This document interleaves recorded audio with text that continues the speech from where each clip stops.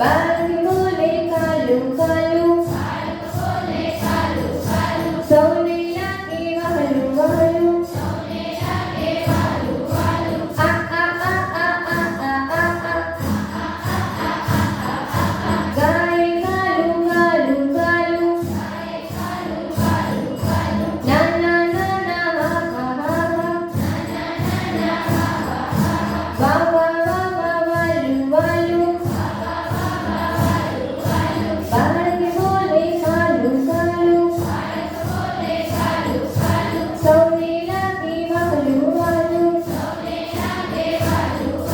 સૌને લાગે વહાલું વહાલું.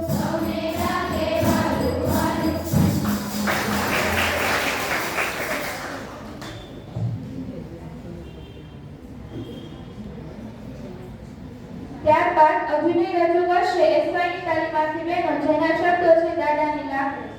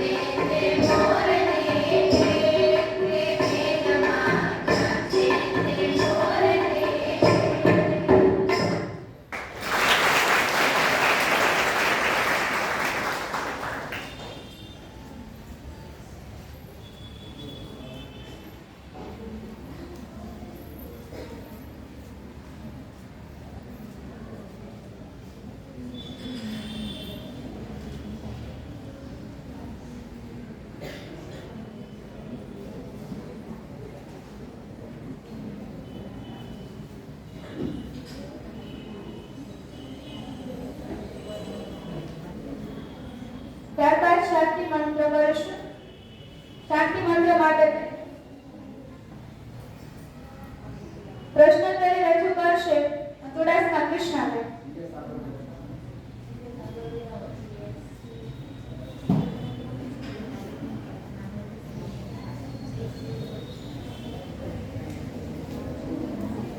આજે તારીખ 26 ફેબ્રુઆરી 2024 આજની મારી પ્રશ્નોત્તરી. એકવાર એના બહેનો માટે મક્કા શબ્દ का गुजराती अर्थ क्या होता है? मक्का. एक बार बीजी बहनों માટે रियासत शब्द का गुजराती अर्थ क्या होता है? रियासत.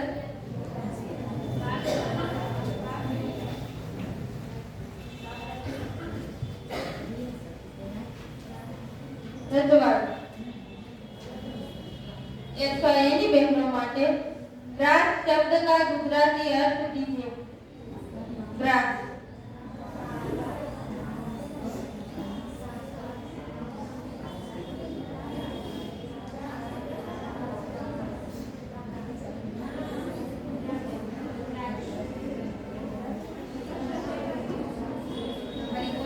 राज शब्द का गुजराती अर्थ दीजिए.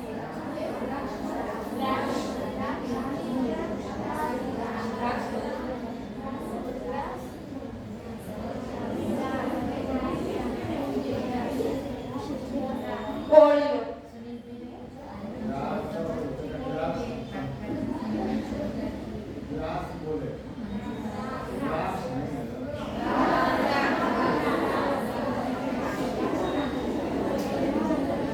એક વાર બીજી બહેનો માટે વક્રોક્તિ એટલે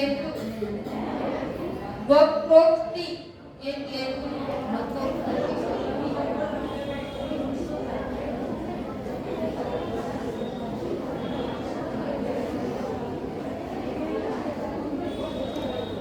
કટા વચન.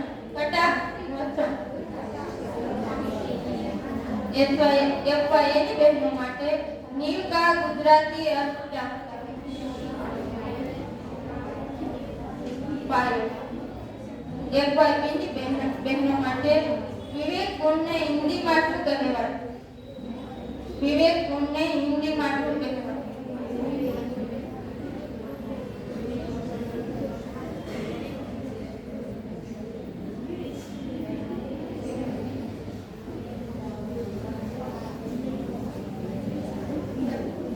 વિવેક ગુણને હિન્દીમાં શું કહેવાય?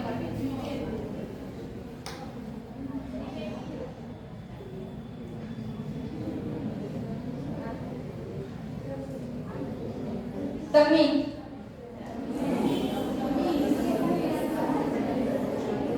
એની બહેનો માટે લુપ્ત શબ્દનો ગુજરાતી અર્થ. લુપ્ત.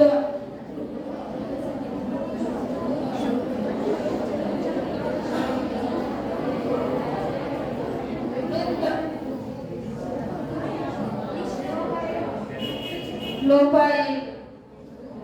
એક વાર બીજી બહેનો માટે કૃષિ કવચ શબ્દનો ગુજરાતી અર્થ.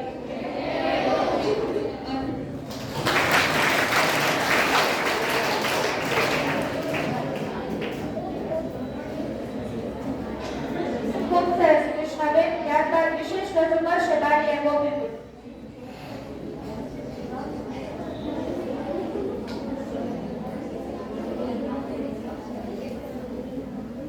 નમસ્તે.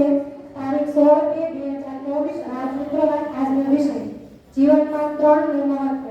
3 ગુણ સત્વ રજસ તમસ. 3 ઋતુઓ શિયાળો ઉનાળો ચોમાસું. દિવસના 3 સમય સવાર બપોર સાંજ. પદાર્થના 3 સ્વરૂપો ઘન પ્રવાહી વાયુ. 3 જાતિ નર નારી નન્યતર. 3 વચન એક વચન દ્વિવચન બહુવચન. 3 રહેઠાણ શહેર નગર ગામ. 3 ગૃહ લોકસભા રાજ્યસભા વિધાનસભા. શરીરના 3 ભાગ માથું ધડ હાથ અને પગ. 3 યુગ પરાગ સતયુગ દ્વાપરયુગ ત્રેતાયુગ. 3 સજીવ સહચર ભૂચર ખેચર. શિક્ષણના 3 વિભાગ પ્રાથમિક હાઈસ્કૂલ કોલેજ. 3 ભવન આકાશ પાતાળ પૃથ્વી. 3 ત્રણ મુખ્ય કાળ: સાદો કાળ, ભૂતકાળ, ભવિષ્યકાળ. જીવનની ત્રણ અવસ્થાઓ: બાળપણ, યુવાન, ઘડપણ. ત્રણ નાડી: પીડા, પિંગળા, સુષુમ્ના. ભાષાના ત્રણ અંગ: કર્તા, કર્મ, ક્રિયાપદ. ત્રણ ભેદ: સામ, દાન, દંડ. ત્રણ રત્નો: જ્ઞાન, દર્શન, ચારિત્ર્ય. ત્રણ રામ: શ્રીરામ, પરશુરામ, બલરામ. ત્રણ દોષ: વાત, પિત્ત, કફ. ત્રણ દેવાધિદેવ: બ્રહ્મા, વિષ્ણુ, મહેશ. ત્રણ દેવ: માતા, પિતા, ગુરુ. અસ્તુ.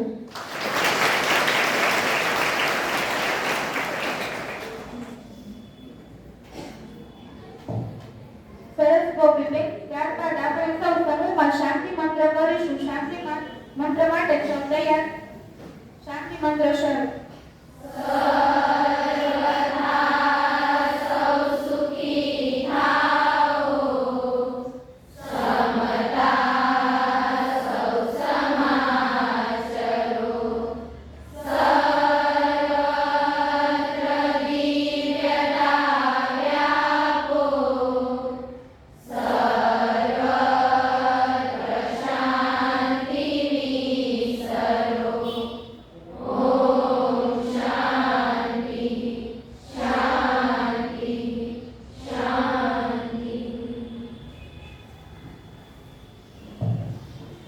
રાત સવારની રાહ નથી જોતી, પુષ્પ ઋતુની રાહ નથી જોતી.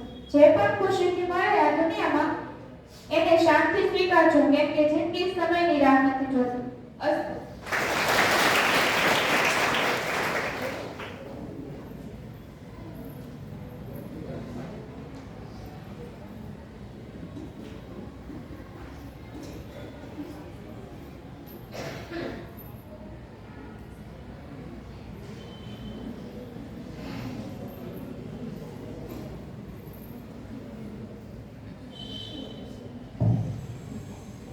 કેમ છો બેટા, મજામાં? હા કે ના? તો એક વર્ષ પછી મુલાકાત થઈ, કોઈની જાતો તો ત્યારે બધા ધ્યાન રાખ્યું, સર એક વાર ફરીથી પાછા આવજો એટલે ખાસ બધા ધ્યાન રાખી જજો. પણ હું જ્યારે ઇન્ટર્નશીપમાં આવ્યો ત્યારે મારા મનમાં ખાલી એક જ વિચાર આવ્યો કે આ બધી દીકરીઓ છે, આપણી બહેનો છે, જે એક્ટિવલી મહેનત કરે અને કોલેજ બહુ વ્યવસ્થિત લાગે છે. લાંબુ સર, શાહ સર, બરાબર, સુરેશ સર, આભાર જે મહેનત કરે. તો જો અહીંયા આપણે મા શારદાદેવીની વાત કરીએ તો એનાથી ભારતનું ભવિષ્ય બદલાય છે.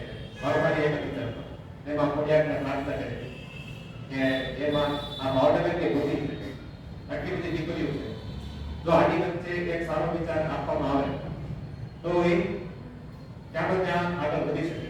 કારણ કે હું જ્યારે મારા જવાબ હતો ત્યારે મને સ્વામી વિવેકાનંદ સાથે મુલાકાત થઈ હતી. મેં તમને કીધું કે હું 8 વાર નામ પાસ થયેલો, બરાબર? તમે પૂછ્યું બસ સર કયું પુસ્તક, પણ મેં આજના દિવસ માટે બાકી રાખ્યું. એ જે પુસ્તક હતું એ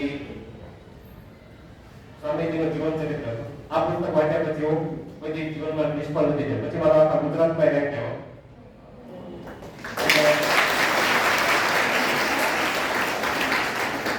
આ મારો 150મો કાર્યક્રમ હોય છે. મેં કીધું કે એક સાથે ઘણી બધી ઉજવણી થાય, તમે લોકો બહુ ઉજવણી કરો અંદર. એટલે મેં કીધું કે તમારી સાથે ઉપર મારી ખુશીને વહેંચું. એટલે મેં કીધું કે આ બેકગ્રાઉન્ડ જે કાર્યક્રમ છે, ખાસ કરીને હું દત્તાબેનને 2 વર્ષથી કહેતો કે બેન તમે એકવાર દીકરીના કાર્યક્રમમાં આવો. આજે 2 વર્ષ તો આજે એક વાર મેળ પડી ગયો. તમારી રીતે કોલેજ છે, દત્તાબેન કોલેજનો પ્રોફેસર છે. દત્તાબેનનું ઇન્ટ્રોડક્શન આપું તો મારી દત્તાબેન સાથે જ્યારે મુલાકાત થઈ 2019-20માં જ્યારે કોરોના આવ્યો ત્યારે દત્તાબેન પોતે રબાનાથ ગ્રુપમાં કામ કરે છે, જે નાતાલાલ ગ્રુપ છે ગોંડલનો. પણ અમારી મુલાકાત 2019માં થઈ જ્યારે કોરોના આવે ત્યારે અચાનક એક બેનનો ફોન આવ્યો. એને કીધું કે તમે અભિષેક બોલો. કીધું હા. એ કે રામકૃષ્ણ કથામાં જોઈએ છે. તો આ કાંઈ વાંધો નહીં. ત્યારે તો ઘરની બહાર ન નીકળ્યો, કોરોનાનો એટલો તો ડર હતો. તો પછી હું બેનના ઘરે બેન સાથે મુલાકાત થઈ કે બેન જે કામ કરતા હતા એને 1-2 વર્ષ સુધી જોયું થાય. પછી મેં બેનને એક વાર ફોન કરી દીધું, બેન જે તમે કામ કરો છો ને એ બહુ જોરદાર સામાન્ય નથી. આ જે કામ છે ને દુનિયાના પૂરેપૂરા બહુ છે. પછી દત્તાબેનનું જે કામ છે અમે ઓનલાઈન કર્યું અને આજે ખાલી ભારતમાં નથી, આખી દુનિયામાંથી દત્તાબેનનું જે કામ છે એ લોકો જોઈ છે અને વખાણે છે. દત્તાબેન પોતે પેલા MKPUમાં ઇંગ્લિશના પ્રોફેસર હતા. ઇંગ્લિશ ટાંગા યુનિવર્સિટીમાં જ્યાં પ્રોફેસર તરીકે કામ કર્યું. બંને ભાઈ ટાંગા બંને બેન ભાઈ છે, ચિરાગ સર છે, એ એમના ભાઈ છે. એ પણ ચાલો યુનિવર્સિટીમાં કામ કરતા. એની પછી હમણાં એક વર્ષથી સૌથી પહેલા છે જીએમઆઈ એટલે કે જ્ઞાનલક્ષ્મી યુનિવર્સિટીનો જ્યારે બાયો લખવાનો ત્યારે ઇન્ટરવ્યુ થયું અને એમાં સૌથી પહેલા જે સિલેક્શન થયું રત્નાબેન એટલે એમના ભાઈ હતા ચિરાગ સર. હમણાં 2-3 દિવસ પહેલા ત્યાં મોટા મોટી ભાવનગરની ઇવેન્ટ પૂરી કરી ટેક મંથની એમાં પણ રત્નાબેનનો ખૂબ ખૂબ મોટો ફાળો છે. આજે રજા મળે એમ નહોતું બરાબર, પણ મેં રત્નાબેનને કીધું ગમે રીતે એડજસ્ટ કરો અને રત્નાબેન રજા મેકીને આવી ગયા. એટલે રત્નાબેન માટે ખૂબ તારીફ. હું સુનિલ સાથે વિનંતી કરું છું કે શાબ્દિક સ્વાગત કરશે.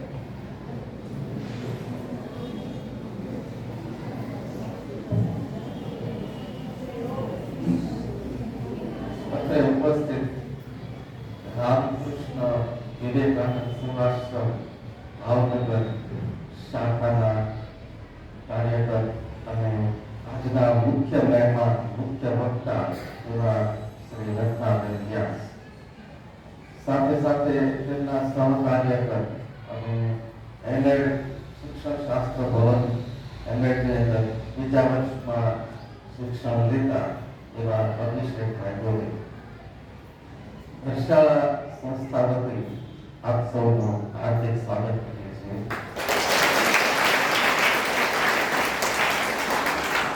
150મી ઇવેન્ટ સેમિનાર એ આત્મસાતનો ઉપક્રમ એ પ્રશાળા સંસ્થામાં એ લોકો પ્રયોજી રહ્યા છે.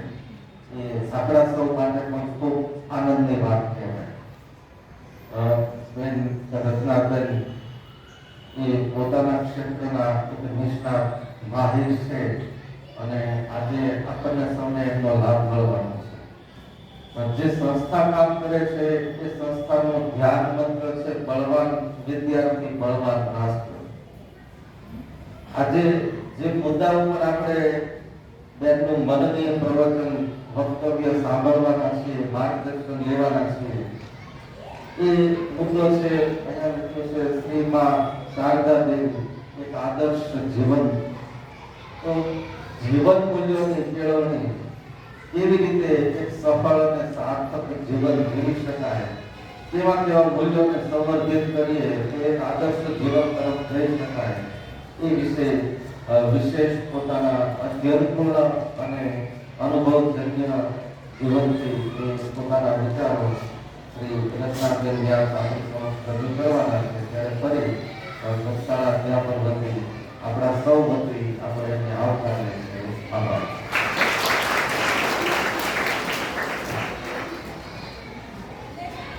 તો બેન પ્રતીક્ષામાં જાડેજાને વિનંતી કરીશ કે તેઓ આવે અને રત્નાબેનનું સ્વાગત કરે.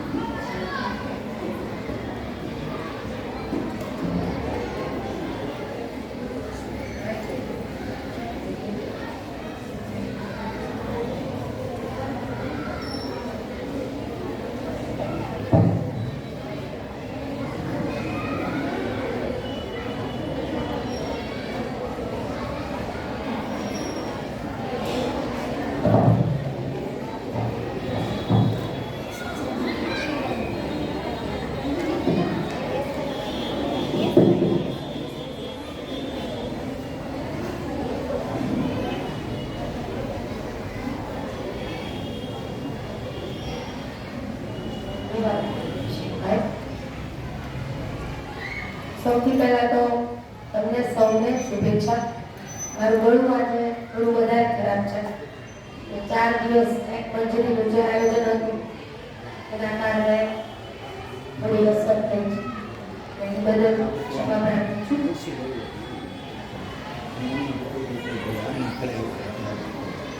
આપ સૌ શારદા મા વિશે જાણતા જ હશો. કેટલાને ખબર છે શારદા મા કોણ હતા?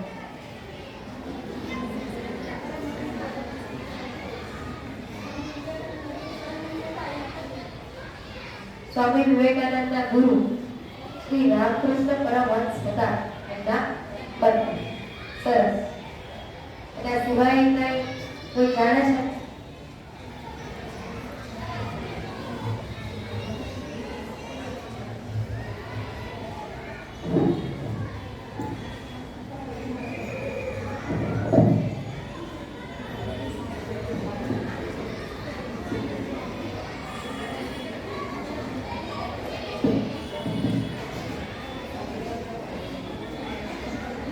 સ્વામી વિવેકાનંદના ગુરુ અને ગુરુ માતા શારદામાં,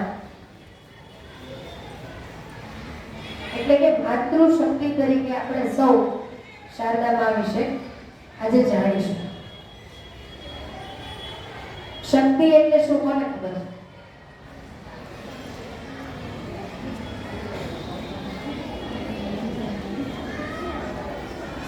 શક્તિનો અનુભવ બધાએ કર્યો છે? શક્તિ ન હોય તો આજે આપણે કોઈ આ જગ્યાએ હોઈ શકીએ નહીં. અત્યારે બાળકોનો જે અવાજ સંભળાય છે એ એમની અખૂટ શક્તિ છે. એમને ખબર નથી એનો ક્યાં ઉપયોગ કરવો. આપણને દરેક ભગવાન અખૂટ શક્તિ આપી છે અને એનો યોગ્ય રીતે ઉપયોગ કરવા માટે તમે આજે અભ્યાસ કરી રહ્યા છો કે અને આગળ તમારા જીવનની દિશા જે તમે નક્કી કરી હશે એ આપણે પસંદગી કરીશું.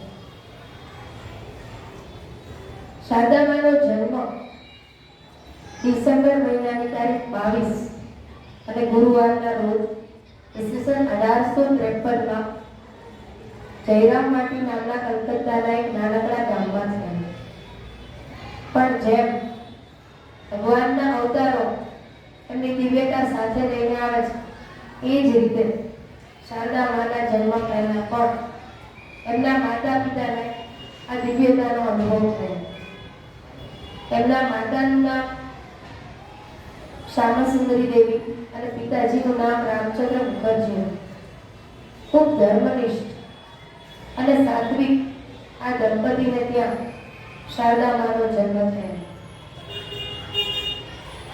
શારદામાને બીજા પણ ભાઈ બહેનો હતા, પણ આજે આપણે શારદામાની જ વાત કરીએ છીએ તો એમના વિશે આગળ વાત કરીશું. એમના જન્મ પહેલા એમના માતા કોઈ ધાર્મિક પ્રસંગે નદી સ્નાન કરવા ગયેલા અને ત્યાંથી થાકીને પાછા વળતા એક વૃક્ષની નીચે બેસેલા ત્યારે એમને સ્વપ્નમાં થયેલું. એમને એવો સ્વપ્ન આવેલું કે કોઈ રૂપના અંબાર સમય 4-5 વર્ષની બાળકી લાલ સાડી પહેરીને એમની પાસે આવી અને એમના માથે હાથ મૂકીને એવું કહેલું કે હું તમારે ત્યાં આવું છું. અને એમની આંખ ખુલી ગઈ અને ખરેખર એ બાળકી એટલે કે માં શક્તિ, માં કાળી નાનકડી બાળકી સ્વરૂપે ત્યાં આવેલા, જેના દર્શન પછી શારદા માના માતા શ્યામસુંદરી દેવી ત્યાં ને ત્યાં બેભાન થઈ ગયા અને પછી ઘરે એમને લાવવામાં આવ્યા અને પ્રાથમિક સારવાર બાદ એ જાગેલા અને એમના પતિ રામચંદ્ર મુખર્જીને એમણે આ વાત કરી. શારદા માના જન્મ પછી થોડા સમજણા થયેલા એટલે તેમને પણ આ અનુભવ એમના માતાએ કહ્યું. શારદામાં તમારી જેમ શિક્ષણ પામેલા નહોતા, તે છતાં શિક્ષણની હિમાયત અને ભારતના શિક્ષણમાં, ખાસ કરીને ભારતમાં બહેન દીકરીઓનું શિક્ષણ, એમાં એમણે ખૂબ મોટો ફાળો આપ્યો. સિસ્ટર નિવેદિતાનું નામ સાંભળ્યું છે, ભગિની નિવેદિતા સાંભળ્યું છે? તમારું જે શિક્ષણ છે એની રૂપરેખા ઘડવામાં, એનો પાયો નાખવામાં ભગિની નિવેદિતાનો ખૂબ મોટો ફાળો રહ્યો છે. ત્યાર પહેલા ભારતમાં બહેનો દીકરીઓને શિક્ષણ આપવા ઉપર આટલું બધું જોર આપવામાં આવતું નહોતું. બહેનોને આવીને જાહેરમાં આવીને શિક્ષણ મેળવવાનો અધિકાર પણ નહોતો. તમારા દાદી કે એમની પાસેથી તમે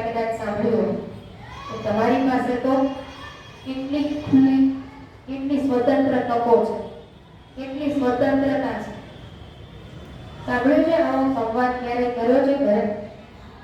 જેને દાદી નાની હોય એમની સાથે બેસીને ક્યારેક વાત કરવાનું બન્યું હોય તો આવું સાંભળવા મળ્યું કે તમારી પાસે તો કેટલી બધી આઝાદી છે. અમારા જમાનામાં આવું નહોતું. અમારે ભણવું હોય તો અમે ભણી શકતા નહોતા. શારદામાએ આપણી જેવું આ શિક્ષણ નહોતું લીધું છતાં કેટલા બધા વિદ્યાર્થીઓને એમના સંતાનોને એમણે શિક્ષણ આપે અને શિક્ષણ તરફ વાળે, ખાસ કરીને બહેનો. આજનો આપણો જે મુખ્ય વિચાર કે થીમ છે શારદા દેવી એક આદર્શ જીવન. તો એ આદર્શ જીવન એમણે કેવી રીતે જીવ્યું એના વિશે આપણે થોડું જોઈશું. શારદામાં ખૂબ સાદગીપૂર્ણ જીવન જીવ્યું. એમની પાસે કદાચ અત્યારે તમારા સૌ આપણા સૌ પાસે છે એવી કોઈ સમૃદ્ધિ નથી. દાખલા તરીકે મોબાઈલ ફોન, બધા પાસે છે ને મોબાઈલ. તમે આટલા બધા ફોર્મલ નહીં થાવ, રિલેક્સ થઈને બેસો જેમ રૂટીનમાં બેસતા. આપણે વાતો જ કરવાની છે અને વાતો બે પક્ષે હોય, એક પક્ષે નહીં. હું અહીંયા ભાષણ આપવા માટે નથી આવ્યો, આપણે વાતો કરીશું, બરાબર? અને મારું જે કંઈ છે એ માની ઠાકોરની કૃપા છે, એનું પરિણામ છે જે તમને સૌને પણ મળી શકે. પુસ્તકો વાંચવા કોને ગમે છે? સરસ સરસ. કયા પુસ્તકો વાંચો છો તમે? હમણાં હાલમાં કયું પુસ્તક વાંચો છો?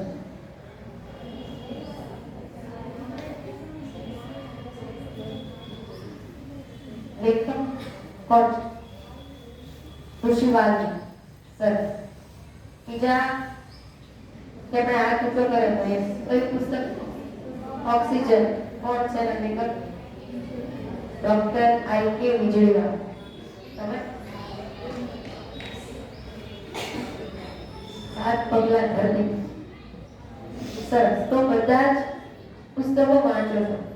શારદામાને પુસ્તકો વાંચતા શરૂઆતમાં આવડતું નહોતું. એમની ભત્રીજી નદીની પાસે એમણે પ્રાથમિક શિક્ષણ લખતા વાંચતા જે શીખ્યા એ એની પાસેથી લીધું.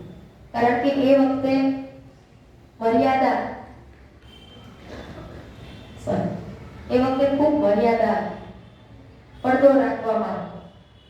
પોતાના પતિની સાથે પણ જાહેરમાં કોઈ સ્ત્રી બેસતી નહીં. જો એવું કરે તો મર્યાદા ભંગ ગણવામાં આવતો. રામાયણ આધારિત પુસ્તક તમે વાંચ્યો છો તો રામનો આદર્શ શું છે? રામે આપણી સામે સ્થાપેલો આદર્શ શું છે? મર્યાદા. બરાબર? મર્યાદા પુરુષોત્તમ કહેવાય છે. એમના જીવન સખીની સીતા માતા જે આપણા દેશમાં આદર્શ નારી તરીકે આજે પણ પૂજનીય છે. આજે પણ આપણને સૌને દીકરીઓને સીતાનો આદર્શ શીખવવામાં આવે છે કે સહનશીલતા સીતા જેવી કેળવવી, પતિ પરાયણતા સીતા માતા જેવી હોવી જોઈએ. આજે પણ આપણા સમાજમાં જ્યારે નવ દંપતી યુવક ને યુવતી પરણે ત્યારે રામ સીતાનો આદર્શ એના ગીતો અથવા ગીતોની અંદર રામ સીતા જેવું યુગલ પ્રાપ્ત થાય, લક્ષ્મી નારાયણ જેવું દાંપત્ય પ્રાપ્ત થાય એવી શુભકામના વ્યક્ત કરવામાં આવે છે. એવું જ આદર્શ દાંપત્ય જીવન શારદામાનું હતું. બહુ જ નાનપણથી એમણે પોતાની જવાબદારી પોતાને શીરે લીધી. ખૂબ જવાબદાર વર્તણૂક હતી. પોતાના નાના ભાઈ બહેનોના ઉછેરમાં એ પોતે માતાની જેમ ભાગ લેતા. એ ઉપરાંત ઘરના કામ કયા કયા હોય? ઘરના કામ એક પછી એક બોલું. ઘરમાં કયા કયા કામ હોય? રસોઈ, વાસણ, કપડા, કચરા, પોતા. એટલે એટલે કે સાફ સફાઈ. પછી રસોઈ આવી ગઈ.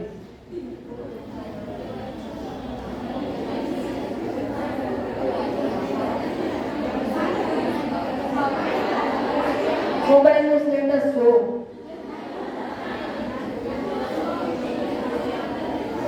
ઘરનું કામ નથી, તમારી પસંદગીનું કામ છે. પાણી ભરવું, ઘરની સાફ સફાઈ રાખવી, ભગવાનને દીવાબત્તી કરવા અને પવિત્રતા પૂર્વક રસોઈ કરવી. એટલે કે ઘરના જેટલા સભ્યો હોય એ બધાનું પોષણ, ભરણ પોષણ. આ બધા જ કામ શારદામાં પોતાની જાતે કરી અને જીવનના છેલ્લા શ્વાસ સુધી પોતાના બધા જ કાર્યો એમણે પોતે જાતે કર્યા. દાખલા તરીકે એમની પથારીની ચાદર આપણે ઓછાડીએ અને ઓશિકાની કોટ રોજે રોજ ધોઈને સૂકવવું.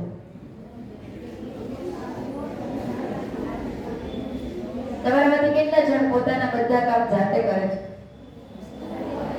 સરસ, સરસ, ખૂબ સરસ. શારદામાના જીવનમાંથી પહેલો પાઠ આપણે સૌએ આજ શીખવાનો છે. એ દિવ્ય અવતારના પત્ની હતા. એમની પાસે પણ ઘણી દિવ્ય શક્તિઓ હતી.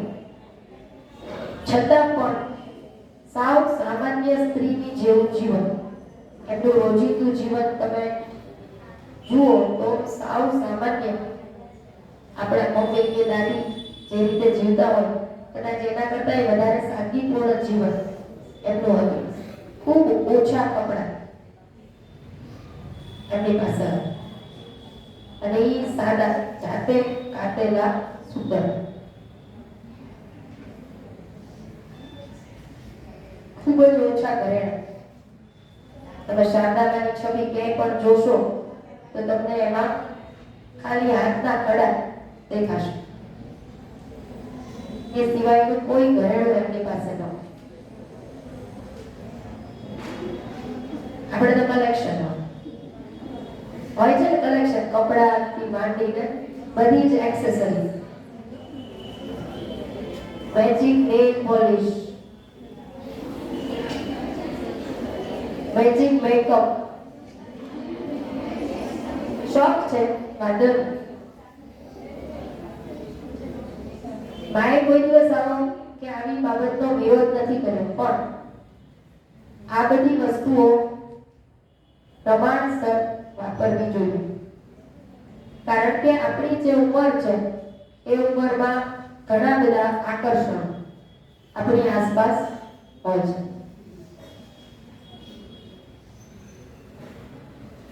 શારદામાએ પોતાના દરેક શિષ્યને એક બાળકને માં આપે એવો પ્રેમ આપે. આપણે છીએ એના કરતા અનેક બધા શિષ્યો એમના હતા. સંખ્યા તમારે જોતી હોય તો એમનું કોઈ પણ પુસ્તક તમે વાંચી શકો. એમાંના કેટલાક સિલેક્ટેડ શિષ્યોએ ભેગા થઈને એમના વિશેના પોતાના અનુભવોનું પુસ્તક પણ લખ્યું, જે રામકૃષ્ણ મિશનમાં અવેલેબલ હોય છે. ત્યારે વાંચવાની ઈચ્છા થાય તો લઈને વાંચજો. મારું અંગત મંતવ્ય પૂછતા હોય તો હું ચોક્કસ કહીશ, તમારી જેવી દરેક દીકરી હોય, દરેક બહેનો હોય એ પુસ્તક એક વખત જીવનમાં વાંચો. શારદામાના શિષ્યો જુદા જુદા ક્ષેત્રમાંથી આવ્યા. કેટલાક શિષ્યો સાક્ષર નહોતા તો કેટલાક ભગિની નિવેદિતા જેવા પૂર્ણ સાક્ષર અને વિદેશમાં શિક્ષક તરીકે કામ કરતા, પ્રોફેસર તરીકે કામ કરતા હોય એવા એમના શિષ્યો હતા. શ્રી મ ડોક્ટર સરકાર અને સ્વામી વિવેકાનંદ પણ રામકૃષ્ણની વિદાય પછી શ્રી માના આજ્ઞાકારી શિષ્યો બની રહ્યા. શ્રી માએ ખૂબ ઓછા શબ્દોમાં પોતાના શિષ્યોને ઉપદેશ આપેલો. માં ક્યારેય બહુ બોલીને કોઈ શિષ્યને કાંઈ શિક્ષા ના આપે.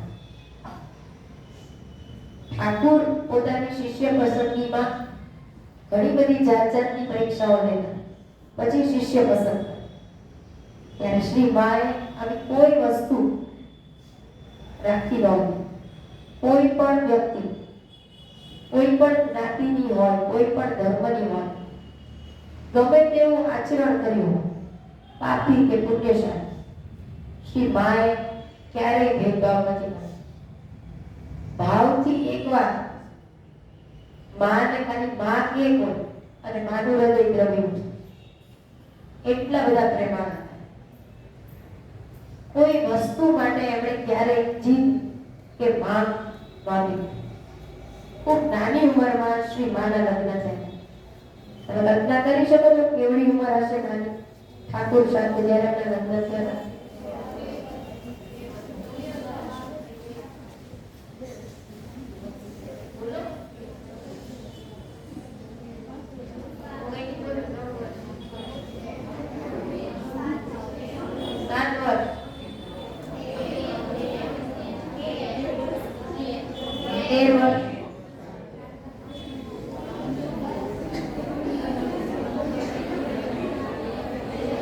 વર્ષની ઉંમર હતી.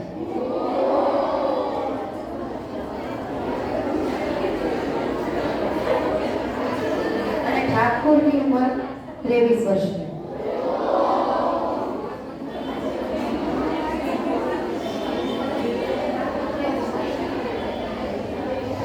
ત્યાર પછી શ્રી માં ઠાકુરની સાથે એમની સહધર્મચારીણી બનીને રહેવા આવે એ ઉંમર 8 વર્ષ.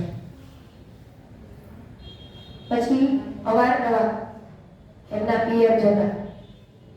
પણ જ્યારથી ઠાકુર સાથે રહેવા આવ્યા ત્યારથી સતત એમની સેવા માએ ઠાકુરના છેલ્લા શ્વાસ સુધી અખંડ કરી.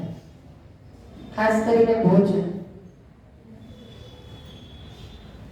અને ત્યાર પછી ઠાકુર પણ શ્રી માના હાથે બનાવેલું ભોજન જ ગ્રહણ કરતા. ઠાકુરના જીવનમાં ઘણા જ નિયમો હતા. ભક્તો માટેના નિયમો, સ્પર્શ માટેના નિયમો, ખૂબ ડિસિપ્લિન. આપણા અત્યારની તમારી ભાષામાં કહીએ તો ખૂબ જ ડિસિપ્લિન. ત્યારે માં પોતાના ભક્તો પ્રત્યે દ્રવ્ય કોઈ પણ જાતનો ભેદભાવ કર્યા વગર, જેનું પરિણામ પણ શ્રી માને ભોગવવું પડે. કોઈ ભક્ત આવે અને માના ચરણ સ્પર્શ કરે અને જો એને પાપનું આચરણ કરેલું હોય, એટલે કે આચરણ શુદ્ધ ન હોય, તો શ્રી માને પગમાં બળતરા છે. આપણે કદાચ માની ન શકીએ, પણ આધ્યાત્મિક સાધના જે કરતા હોય એને આવી અનુભૂતિઓ થતી હોય.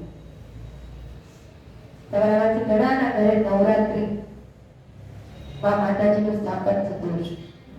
ત્યારે 9 દિવસ જે નિયમો પાળવામાં આવે છે એ આ બધા જે નિયમો હતા એમાંના જ કેટલાક નિયમોનો સમૂહ છે. એમાંથી સૌથી અગત્યની વસ્તુ છે પવિત્રતા. ખાલી શરીરની નહીં, મનની પવિત્રતા.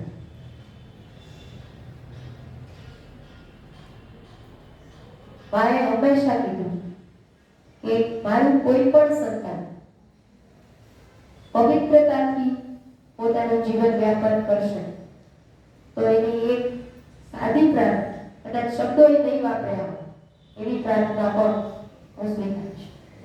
અને ખરેખર આજે પણ એ સ્વીકાર છે. મારો અનુભવ છે. 2 દિવસથી મારું ગળું સાવ બેસી ગયું હતું. એક અક્ષર હું બોલી ન શકું એવી ખરાબ સ્થિતિ હતી મારા. ગઈકાલે સાંજે પણ મેં અભિષેકભાઈને ફોન કરી કીધું કે મારું ગળું બિલકુલ ચાલતું નથી, અવાજ જ નીકળતો નથી. પણ એમણે કીધેલું અને મને વિશ્વાસ હતો કે મારી ઈચ્છા હશે તો મા વિશે આજે તમારી સૌ સાથે સારી રીતે વાત કરી શકું અને ખરેખર એટલીસ્ટ તમે સાંભળી શકો એટલો અવાજ આજે મારા ગળામાંથી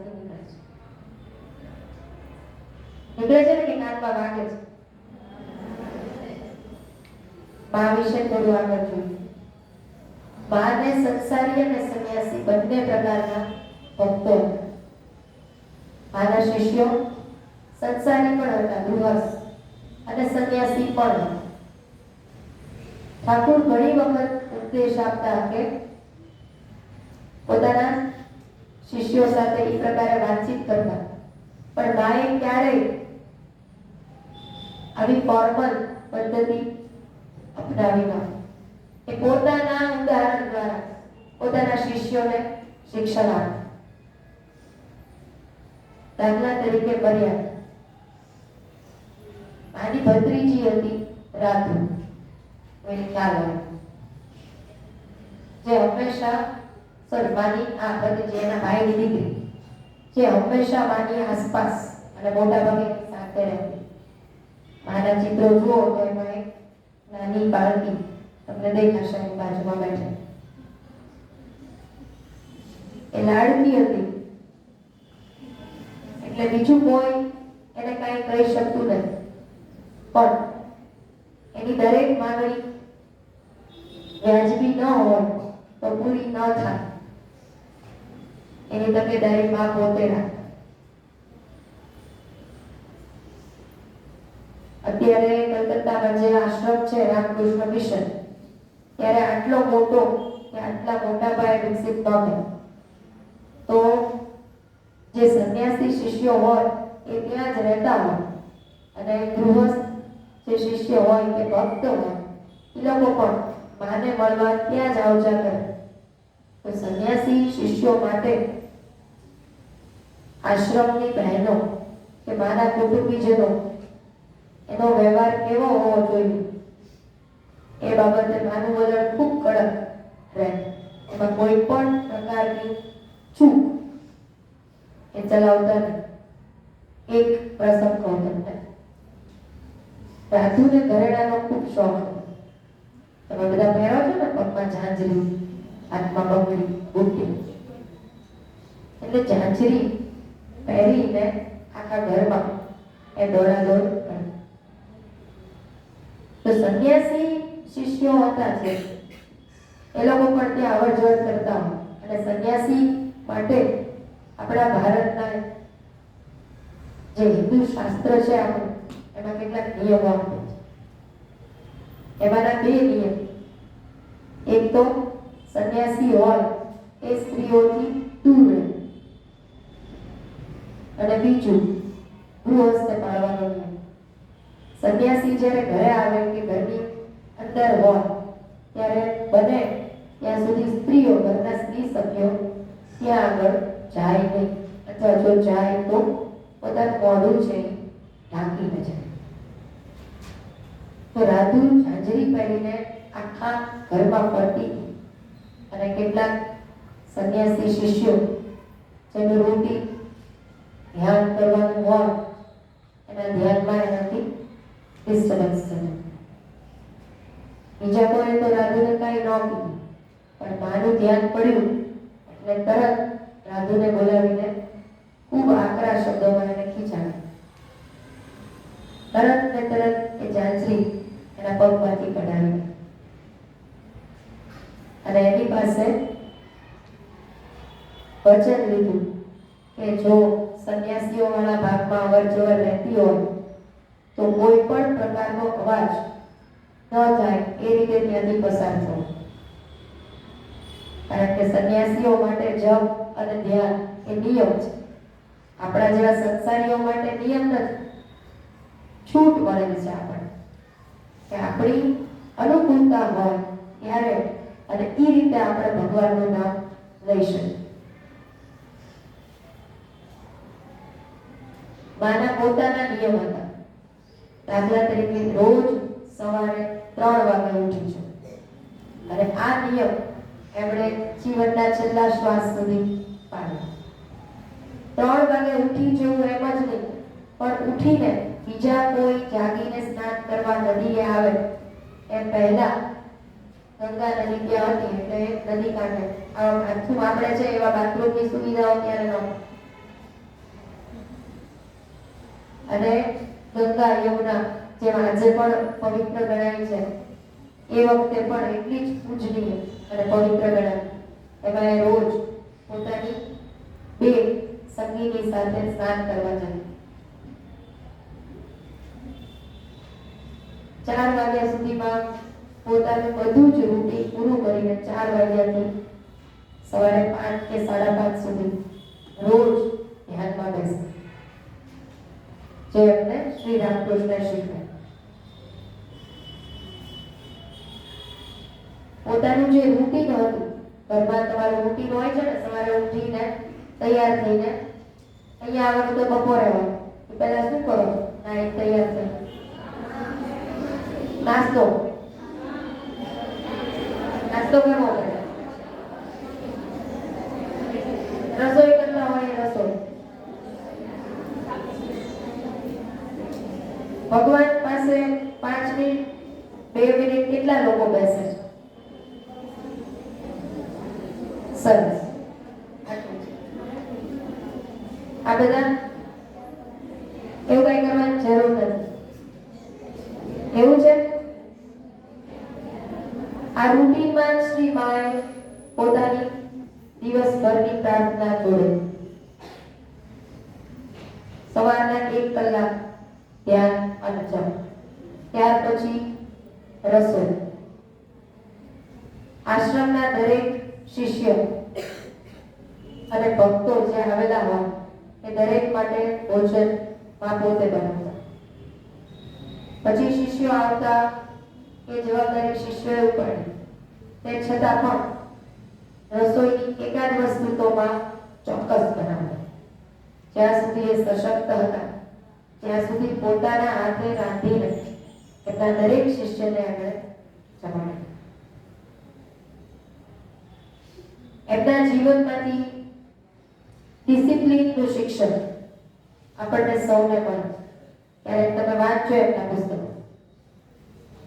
દિનચર્યા એમની હતી એ રૂટીન હતી.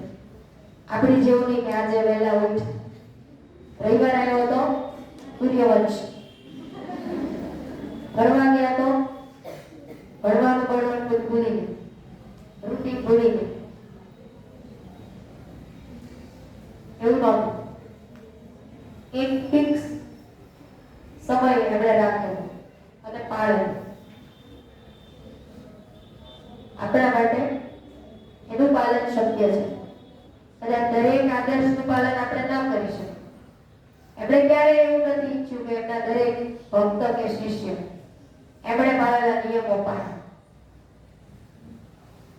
એમની પાસે બંને પ્રકારના ભક્તો આવતા. સંસારની માંગણી લઈને પણ આવતા, સાંસારિક સમસ્યાઓ આપણે હોય છે ને પરીક્ષા, બહુ મોટી સમસ્યા હોય ને. તમારા જીવનની મોટી સમસ્યા શું છે? જીવન આગળ વધે એટલે પરિવાર, પરણવું. તો પારિવારિક સમસ્યા પણ એમની પાસે રજૂ કરવામાં આવતી અને એનું પણ સમાધાન એમણે આપેલું. આપણા મનમાં સાધુ સંતોની એક છાપ હોય, કેસરી કપડા વાળા. અને અત્યારના સાધુ કેવા છે? કારમાં ફરે, હાઈ-ફાઈ ગેજેટ્સ વાપરે.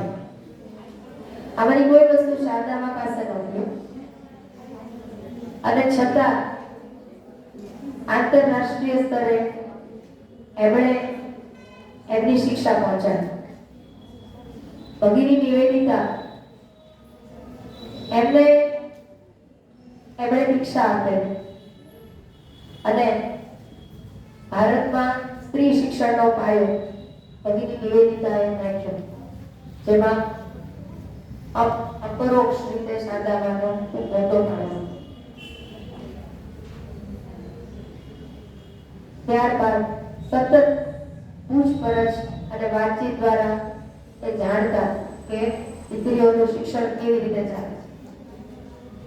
કોઈ સ્ત્રી સંન્યાસી હોય અને દીક્ષિત થઈને આશ્રમમાં રહેતા હોય તો એની માટે પણ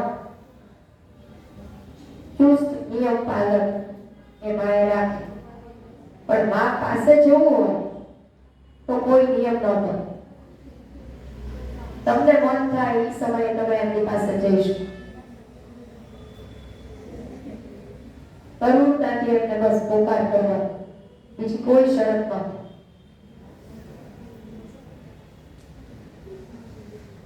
બીજા પણ ઘણા જીવન પ્રસંગો છે.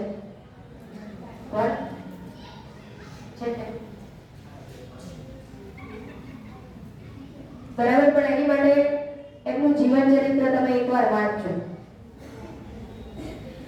મુખ્ય અંશ અથવા તો એમના જીવનની એમની જે દિનચર્યા હતી એમાંથી આપણે જે લઈ શકીએ એવી થોડીક વાતો કરીને અહીં આજનું વક્તવ્ય હું પૂરું કરું છું.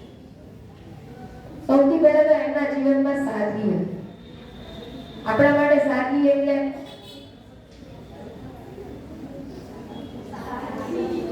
સાદગી એટલે શું? ઘરેણા ન પહેરવા એવું નહીં. ઘરેણા ન પહેરવા એવું નહીં. પણ પછી દર મહિને લગ્ન પ્રસંગ આવતો હોય તો નવા ઘરેણાની અપેક્ષા ન રાખે.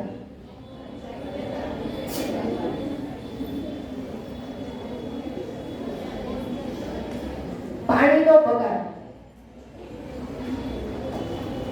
પાણી એ ભગવાનની આપેલી ભેટ છે. બરાબર, ભગવાને આપેલી 5 થી 7 વસ્તુઓ જેની કોઈ કિંમત આપણી પાસેથી વસૂલ નથી થતી એનો ખૂબ કરકસર પૂર્વક ઉપયોગ શારદામાં પોતે કરતા. એ આપણે કરી શકીએ છીએ. આજે પાણીનો વપરાશ ખૂબ સમજણપૂર્વક કરે. દક્ષિણ આફ્રિકામાં એવું એક ગામ છે જ્યાં પાણી પૈસા દઈને મળે છે. આજની તારીખે એવી પરિસ્થિતિ છે. નાહવાની છૂટ નથી, કારણ કે નાહવામાં પાણીનો ખૂબ બગાડ થાય. આપણા ભારતમાં પણ મહારાષ્ટ્રમાં એક ગામ એવું છે જ્યાં પાણી ટેન્કર દ્વારા આપવામાં આવે છે. 10,000 રૂપિયા એક ટેન્કર. રોજના 3 થી 4 ટેન્કર પાણી સરકાર પૂરું પાડે છે. તો આપણે આપણા લેવલે આ વસ્તુ કરી શકીએ. આપણે પાણી જરૂર પૂરતું જ વાપરીએ. નાતી વખતે ખુલ્લો નળ મૂકીને ન જાય કે કપડા વાસણ કરતી વખતે પાણીનો વેડફાટ ઓછો કરે. ફળિયું સાફ રાખવું જોઈએ, ઘર સાફ રાખવું જોઈએ, પણ પાણીનો ઓછામાં ઓછો ઉપયોગ. રોજ ફળિયું ધોવાની જરૂર નહીં. છૂટું નળ ચાલુ કરી નળી દઈ ફળિયું ધોવું એવું નહીં. બીજું, આપણી પાસે તમારી પાસે અખૂટ શક્તિ છે અને હજી લાંબી ઉંમર છે. તો તમારા આ વર્ષોનો ઉપયોગ તમારા અને તમારા વિદ્યાર્થીઓના જીવનને યોગ્ય દિશા આપવા માટે આપણે કરી શકીએ. દાખલા તરીકે માએ પોતાના જીવનમાં ખૂબ પવિત્ર આચરણ કર્યું. એનો અંશ આપણે આપણા જીવનમાં રાખીશું. કોઈની સાથે હસવા બોલવાની મનાઈ નહીં. એ વખતે હતી એવી મર્યાદા આપણી પાસે નથી, પણ આપણી મર્યાદા આપણે નક્કી કરી શકીએ. કરી શકીએ ને? મિત્રો હોય એની ના જ નથી. આગળ જતા તમારા સહકર્મચારીઓ, યુવા મિત્રો હશે, ભાઈઓ પણ તમારા મિત્રો હશે, પણ એની સાથેની મર્યાદા આપણે નક્કી કરી શકીએ. સારું ચરિત્ર. શારદામાનું જીવન આદર્શ ચરિત્ર તરીકે ગણવામાં આવે છે. તો સારું ચરિત્ર કેવી રીતે ઘડાય?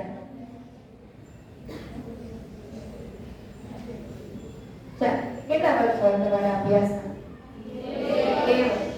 2 વર્ષની ડિગ્રી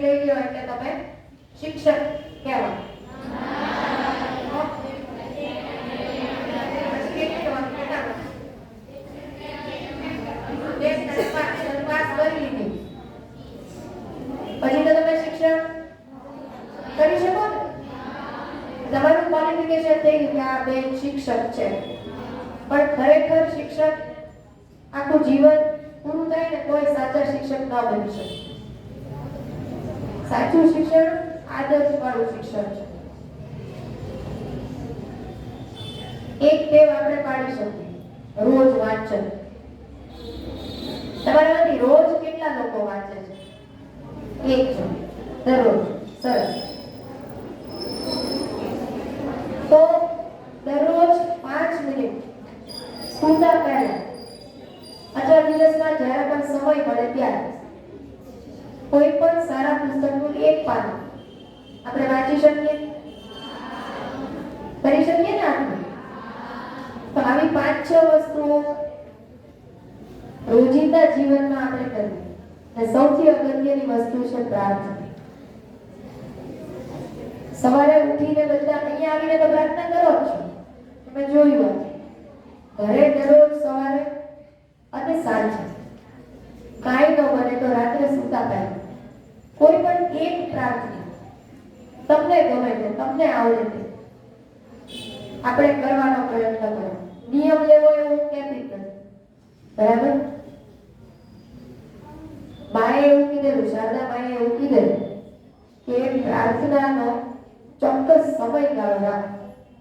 એક સમય નક્કી કરવો અને એ સમયને પાળવાનો નિયમ પાડો. સવારે આટલા વાગે, દાખલા તરીકે સવારે 6 વાગે, તો રોજ સવારે 6 વાગે 5 મિનિટ આપણે ભગવાનની સામે બેસીને પ્રાર્થના કરવી. એ આપણો અને ભગવાનનો પર્સનલ સમય છે, પર્સનલ કનેક્શન. મોબાઈલમાં નેટવર્ક પ્રોબ્લેમ થશે, ભગવાનની સાથેની કનેક્ટિવિટી, એનું નેટવર્ક ઓલવેઝ એક્ટિવ હશે. એ સમયગાળો નક્કી રાખો, સવારે અને સાંજે. અને કોઈ પણ એક નામ, તમારી પસંદગીનું ભગવાનનું નામ એ તમારે સ્મરણ કરવું. બરાબર? આપણે સંન્યાસી નથી ને સંન્યાસી થવું જોઈએ એવું શારદામાએ નથી કીધું. જેને થવું તો એને દીક્ષા આપી છે, પણ બધાએ સંન્યાસ લઈ લેવો એવું એને ક્યારેય નથી. એને નહીં, રામકૃષ્ણ દેવે નથી. બધા સંન્યાસ લઈ લે તો સંસારની સેવા કોણ કરશે? જે કામ કરવાના છે, મારું ઠાકોરનું કાર્ય છે, કાર્ય કોણ કરે?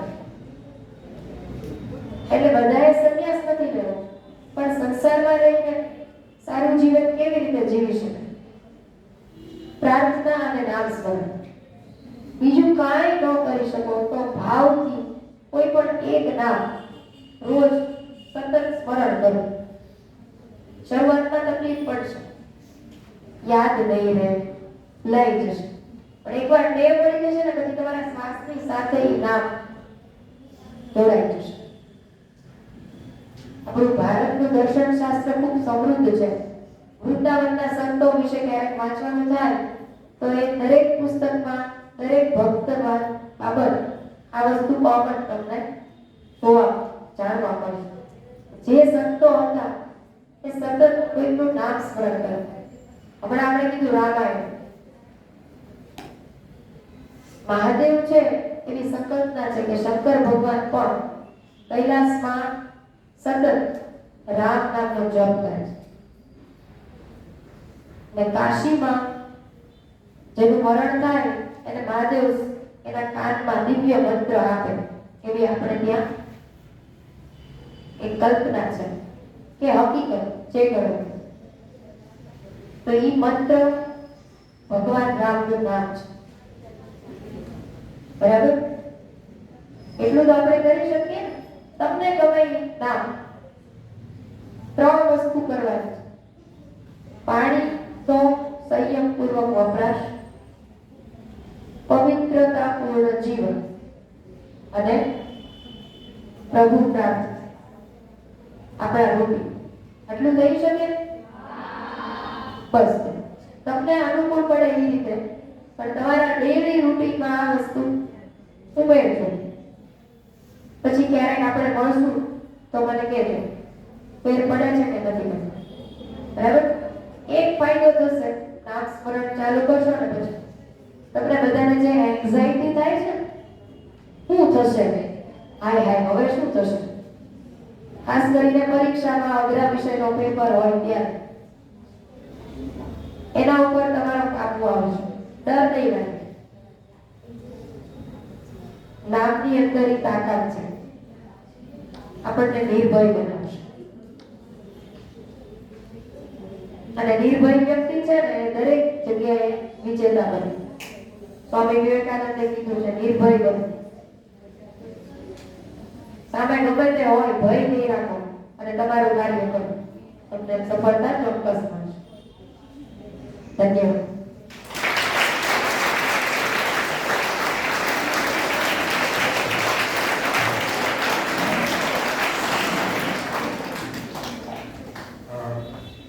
રત્નાબેને ખૂબ સરસ માહિતી આપી. ઉપરના જે મિનિટમાં માહિતી આપી દો. માતા દેવનો જે ફોટો છે રત્નાબેને કીધું કે એને કે બહુ વધારે આભૂષણ નથી કરેલા, પણ હાથમાં જે કડા પહેરેલા છે તે કડા પહેરેલા છે તે શું કામ પહેરેલા છે એ બાબતે એક ઘટના છે ભેટમાં કીધું.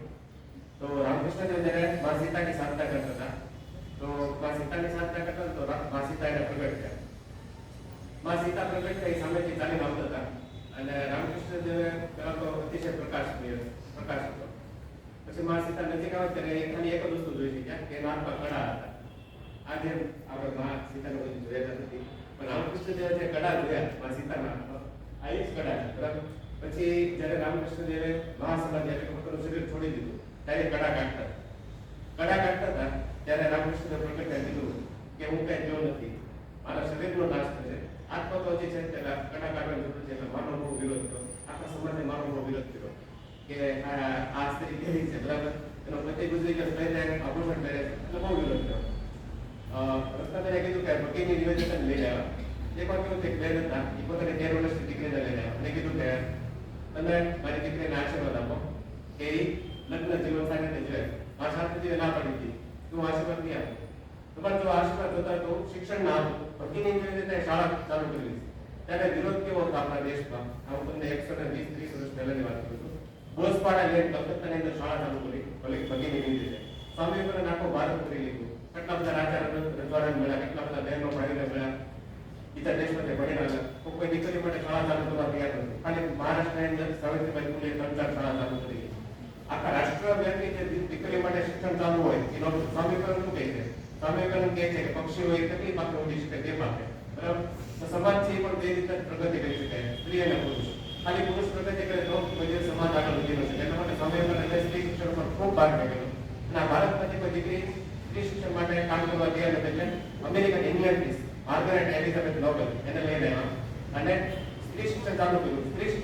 પણ માર્ગરેટ એટલે કે શિક્ષણ કેટલા બધા માણસો આપણા દેશના માણસો બધા માનતા કે આ બાઈથી અમારી છોકરીને બગાડો કરી છે, પણ મા સાથે જે કીધું કે મા સાથે તરત વિરોધ કર્યો. જો તમારી દીકરીને લગ્ન માટે આશીર્વાદ નહીં આપો, શિક્ષણ માટે આશીર્વાદ આપ્યું, એ આશીર્વાદ આજે ભણી ગયા, બરાબર.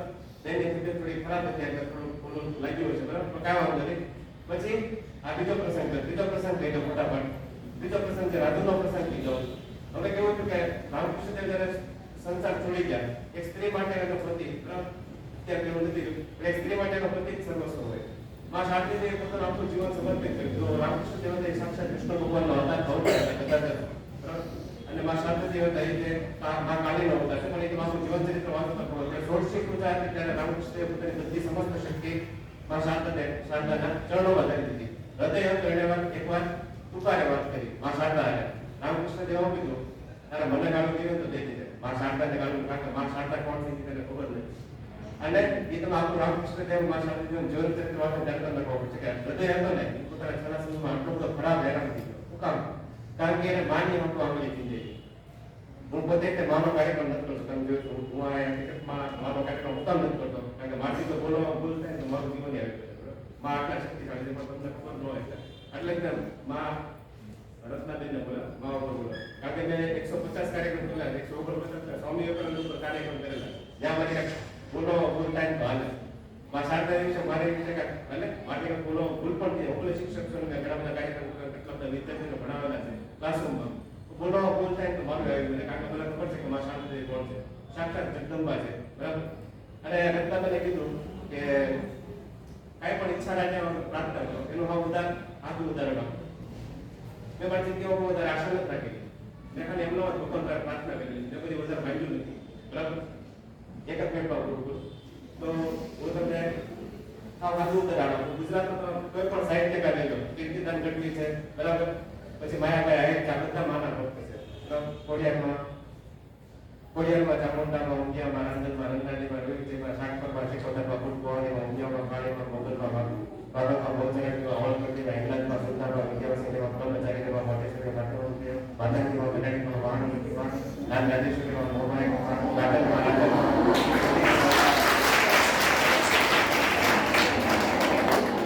ગઢીજીમાં, વંશોમાં, બરાબર, ચંદ્રઘંટામાં, ગામડામાં, તો ખાલી વગેરે એટલે લિંક ચંદ્રઘંટામાં, ગામડામાં, પછી કેટલા બધા માતાજી છે. હું તો મને આ તમને નાખી આપણે ખાલી ગુજરાતની વાતમાં કેટલાય છે. કહેવાનો મતલબ એમ છે કે તમને કીધું કે જો તમે કાંઈ પણ ઈચ્છા રાખ્યા વગર ખાલી માની પ્રાર્થના કરશો ને તો માં તમારી પાસે જે શ્રેષ્ઠ છે, શ્રેષ્ઠ એ વસ્તુ આ ઓલા બે નામ શું એ ત્રણ વસ્તુ કીધી, બરાબર. એના ત્રણ વસ્તુ બધી કે એમાં કીધું કે એમાં એક વસ્તુ આવે શ્રેય અને પ્રિય. શ્રેય એવું છે, શ્રેય જે તમારી પાસે શ્રેષ્ઠ છે, પ્રિય એટલે તમને જે પ્રિય છે. હવે તમને જે પ્રિય હોય ને એ તમારી પાસે શ્રેષ્ઠ ન હોય, એ પણ કોને ખબર હોય? ખાલી ભગવાન જ. એટલે પછી ભગવાન પર માંગ્યો નતો ને એટલે ભગવાને મારી મુલાકાત કોને આવે પાછળ હવે મારા કુળદેવીમાં ખોડિયા છે, એમાં ખોડિયામાં પછી માંગ્યું નથી. જે સત્ય છે એ કહું છું, બરાબર. એ કાંઈ વધારે આશા નથી રાખી લીધી હતો. હું ખાલી ભણાવું વિદ્યાર્થી તો વાંધો નથી. એટલે માં સાથે હવે આપણા આખા ભારત દેશમાં તમે જોશો ને તો વૈદિક ગુરુઓ ખાલી 10 થી 15 છે. કેટલા વૈદિક ગુરુ એ બહુ અલગ વસ્તુ છે. એની માટે આપણે અલગથી કાર્યક્રમ કરશું. પણ માની પ્રાર્થના કરશો ને, ભલે તમે દીકરી એટલે સ્ત્રી તરીકે જન્મ લીધો, દીકરી તરીકે જન્મ લીધો, તો પણ તમારું જીવન સફળ થશે. બસ ભારતનો આટલા બધા આપણે સમય નથી કરતો કંટાળી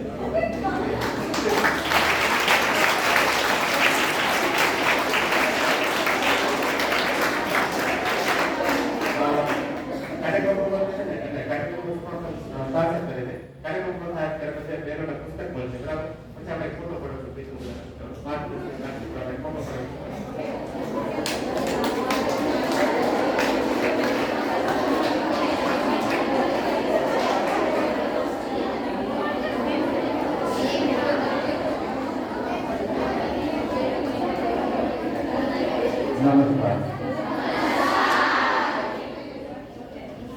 આજના મુખ્ય વક્તા રત્નાબેન અભિષેકભાઈ, અધ્યાપક અને બહેનો. આ રત્નાબેનને કહેતા મને આનંદ અને ગૌરવ થાય કે ઘણા બહેનો ઘણું વાંચે છે. આપણને ખ્યાલ નથી એટલું આ લોકો પાસે છે. અને ઘણા બહેનો ખૂબ વાંચે છે અને વૈચારિક રીતે ઘણા આગળ છે. ઘણાનું જીવન એ આદર્શરૂપ હોય છે અને એનું આચરણ એ આપણા જીવનને પ્રેરે છે. આજે રત્નાબેને મા શારદા વિશે સરસ વાત કરી. આપણે એના જીવન કવરને જાણીએ અને તેમાંથી પ્રેરણા લઈને જીવનમાં આગળ વધીએ એવી શુભેચ્છા સાથે વર્ષા અધ્યાપન પરિવાર વતી બહેનનો અને અભિષેકભાઈનો આભાર માનું છું.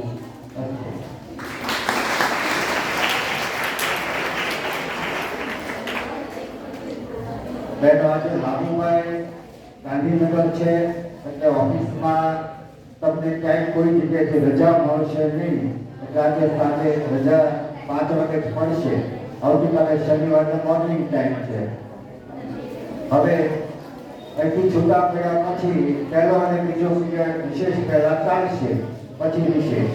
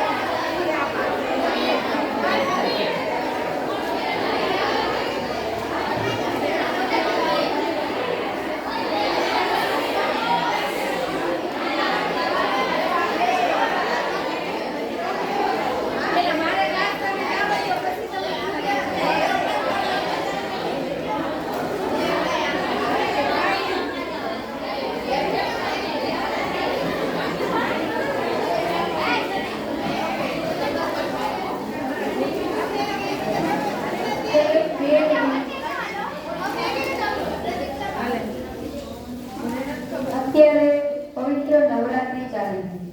મહા મહિનાના નોરતા, ગુપ્ત સાધના, શક્તિની સાધનાનો આ ઉત્સવ છે.